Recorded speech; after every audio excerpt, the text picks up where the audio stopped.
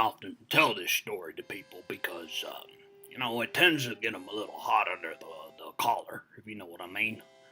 And it's usually because they hear the story and they think, they tell me, why didn't you take this farther and do something with it? And always my response to them is, I says, I was never put on this earth by God to seek fame or glory, or definitely not money. Definitely not money. And I tells us everybody, I'm not looking for none of that.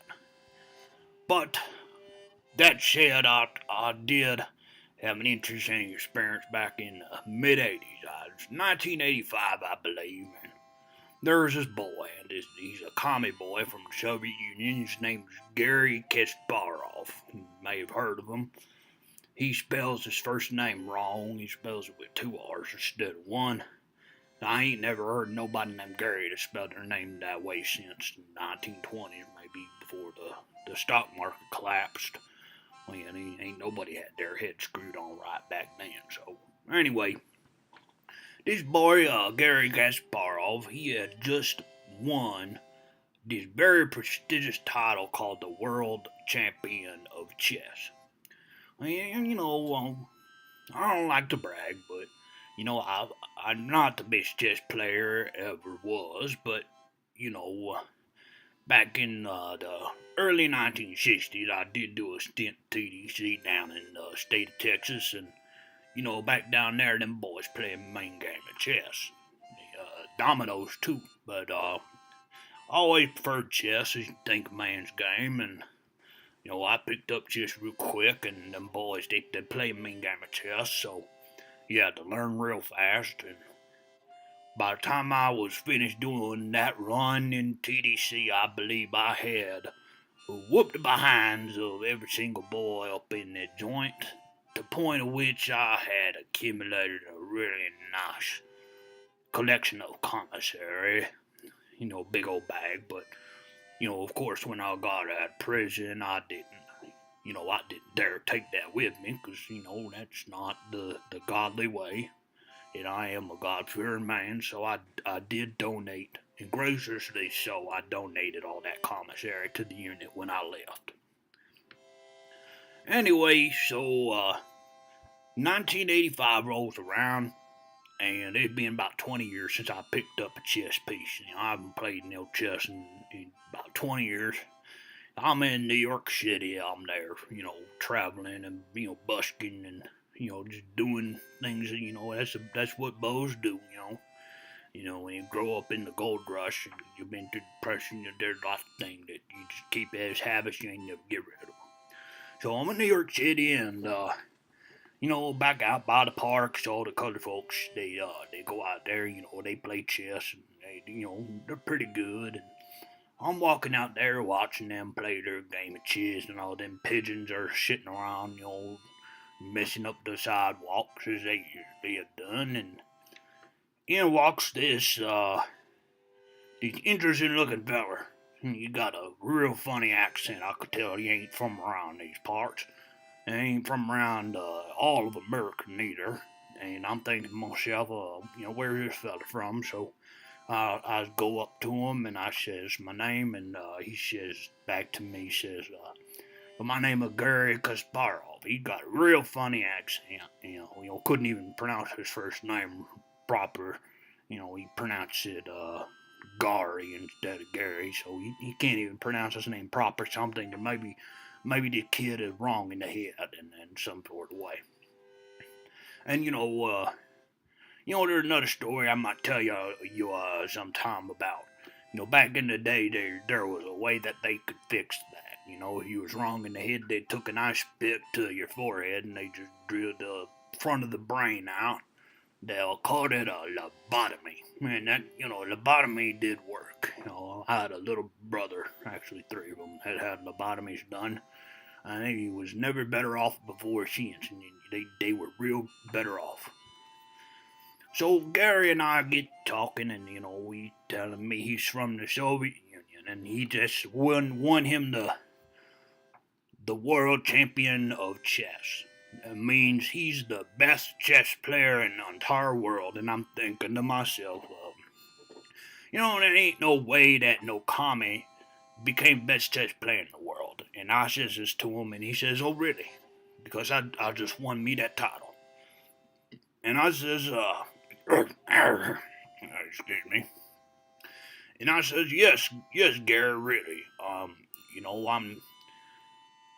I ain't got no problem with people from other places, but I'm proud American, and when you've been American for a long time like myself, and you've seen the Alamo fall, and you were in the gold rush, and you saw the settlers go out west and Louisiana Purchase, and you saw the stock market collapse in 1929, and you've seen all sorts of things. You've seen Kennedy get shot in the head, and you develop a sense of pride as an American. So I tells him, I says, well, I'm a proud American, and with the way it works here is, I'm thinking that the best chess player in the world needs to be an American.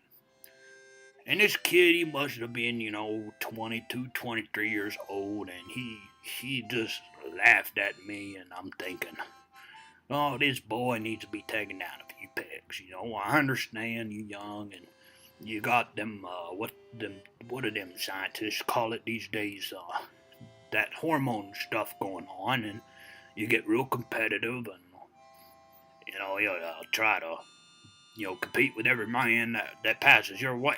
So I understand this, but at the same time, I says to Gary, I says, I still believe, you can laugh all you want, but in America, and that's where the real champion's gonna be. So he says to me, well then, who is the best chess player in the world in America? I'd like to play him a game of chess. And I says back to him, I says, Gary, I don't know where he is, but I might as well try. I could try to be him. And he's laughing and cracking up and saying all these things in his weird commie language, whatever language they speak in, Sovietese or something. And I looks at him and I says, Gary, you need to understand something. Here in America, we have prison system, and in prison they play a mean game of chess. Now, all I know about this Soviet Union is y'all don't have prisons, y'all have gulags. And in the gulag, I venture to say you don't play no chess. Best thing you probably do down in the gulag over there is, shoveling snow and dying. So I said to Gary, I said, you might have learned how to shovel snow and die real good, but I done served a few stints in the joint myself here in America, and that's where you learn the mean game of chess. So we sat down and we borrowed a chessboard from one of them colored folk down there next to us, and we sat down and we shook hands and we decided to start playing a game of chess. And I was playing white, and I opened up with one of them French defenses. I don't remember what it called, but in prison we got all different terms for everything, and we just call it covering our behinds. Excuse me.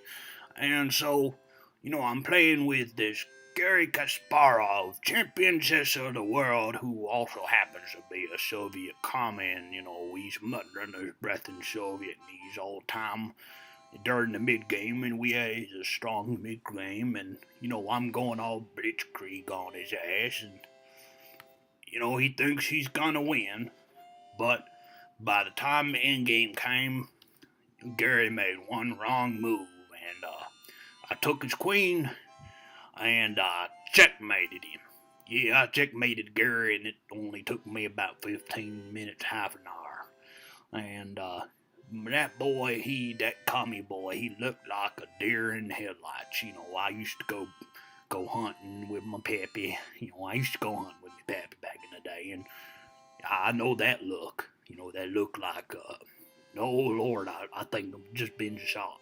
I'm gonna be somebody's me, be some dinner tonight, and that's the look that Gary gave me, and he stood up and he looked me in the eye and he said, "Hey, listen, sir. I'm going to apologize about, everything I said before. And, America is indeed the greatest country in the world, and I see that now. And, I says to him, it's a good thing to have humility. I'm a humble man myself, God fearing. As aforementioned, I don't ever neither seek glory nor fame nor money, and definitely not money. And Gary looks at me and he says, listen, sir, I'd appreciate you don't tell nobody about this because I did just win this world title, and I don't have much else going for me, and I'd like to keep it. So I looks at him, and you have to understand, I grew up in the Great Depression and era, and back then folks didn't have much. And even though I helped us get out of the financial crisis, that's a story for another day. But I looks at Gary with this. We have a bartering mentality from that, and I looks at him. I says, "Well, Gary, that's fine. I don't have to tell nobody, but what's in it for me? I just spent about 15, 30 minutes playing a game of chess. I played a game of chess for half an hour." So Gary looks at me and he says, "Listen, I've got I went to the embassy and they exchanged some of my commie money for your real American dollars, and I've got a few of these in my pocket here, and I'll hand you a few dollars, and you keep your mouth shut, and you'll go on your merry way." So I think, okay, I can understand that. I'll do that. That's not a problem. So Gary hands me $15. I remember specific to this day, it was a $10 bill and five $1 bills, so real American dollars. Probably more money than this commie boy had ever seen in his entire life. So I says, "Okay, Gary, I'm gonna pocket this money, and for the rest of your time as a world champion, you're never gonna hear a lick about this." So the time comes around, years and years later, a young kid named Magnum Carlsen. I think he's named after the gun, the Magnum, which I respect that. And he come around and he take the title, and I start telling this story again. And the day that I beat Garry Kasparov at chess and took the world title, but I was paid a handsome sum to keep that under my belt. $15, real American dollars is probably a lot for Gary. So I never spoke a word of it till, very recent. And I said people get hot on the collar. They hear this story, they wonder why I would never, want to claim the world title. And I always tell people I'm a very humble man. I don't like to brag or tell stories or nothing, tall tales. But, in the Bible it says you don't seek fame or glory, and especially not money. I wouldn't, ever do something like, you know, be paid off, as they say. So, time goes by, and all that matters is a man takes to the grave the knowledge of who he really is, and who I really am is the best chess player in the world, and I did that for my country, and I bled for my country in that way, and so you make of that what you will. I tell these stories to you just so you understand the real telling of American history, because the historians, they get it all wrong a lot of the time. They interview the wrong people. Well, on a second thought, why don't you keep that under your hat a little bit? And in return, next time I'll tell you a story about the Great Depression, because back then, I helped solve the financial crisis, and a lot of that had to do with a company named Build-A-Bear. And it's a little idea I came up with in 1930. And, unfortunately, I didn't get it trademarked, and I saw it in the mall the other day. So, anyway, you know how it is, and people steal your idea and all that kind of stuff. But anyway, that's it. So, and Garry Kasparov, if you're out there listening to this, which I'm sure you are, I hope you became an American.